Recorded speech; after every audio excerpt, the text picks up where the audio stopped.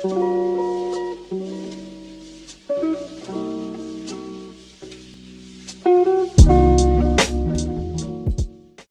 what's up mga paping? So our first vlog and today's vlog natin mga paping. Mugs. Iba, diba? Ito po, sa mga hindi nakakaalam, tunay ng Paskong to ay mugs ng Sniper 150. Alright. So, ang lang yung stock mugs. Ngayon, kinonvert na namin. So, ang purpose nitong Rider 150, ang Rider 150 is lumapad yung gulong niya. Kasi yung dati niyang rim, unlike naman dito, i-compare natin, medyo hindi siya ganun kalapad, unlike dito. So ngayon, kita nyo, tapos na, hindi na natin nakuhaan kasi wala tayo kaninang cameraman. Shoutout sa cameraman ko ngayon, si Armel.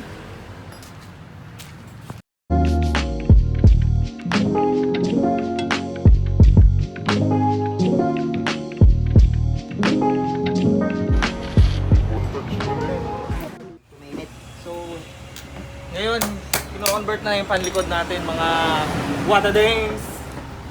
Itong ginawa ng ating poging mekaniko, shoutout sa aming loyal at napakaagang pumasok, si Henry.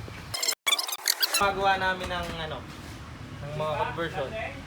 So ito na yung panlikod niya, Sniper 150. Kita nyo naman ang lapad, ang legs stock. Diba? So ngayon ang ginagawa ng ating loading si Henry Brimuela ay yung suksok na sa sprocket set. Kasi hindi na pwede yung dati. Ating bushing niya, kapag ang gagamitin mo ng mag sa rider ring pang sniper, hindi na pwede ito kasi maliit yung butas. Unlike dito, malaki. Tsaka hindi na itong gagamitin natin. Turo mo. Kaya hindi na pwede yun.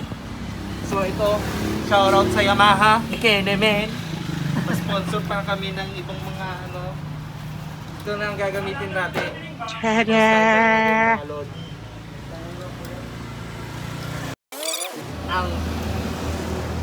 Ang finished product ng ating Rider 150 conversion.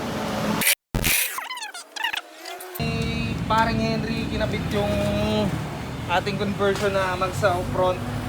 So, gumawa lang siya ng panibagong spacer. Diba, kung may mag-try kayo sa inyo or pagawa nyo, walang idea. So, yan lagyan sa spacer. Tapos, nagbago lang ng bracket dito sa caliper. Yan. Bago lang sparring Henry ng bracket. Or kung gusto nyo namang pagawa din talaga sa rider nyo, pwede kayong dumayo dito sa Melworks Motorcycle Parts and Accessories. Ano po ba ang address niyan? Sa Labok. Pagkalagpas ng Petron, along the highway lang tayo mga papegs. At hanapin lang si paring Henry.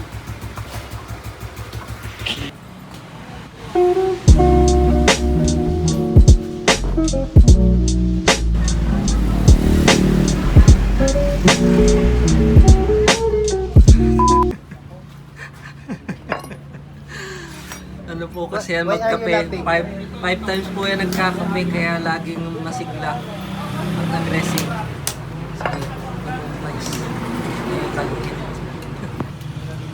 Yo, what up? Ano ba yun? May blue. Ano bang, ko?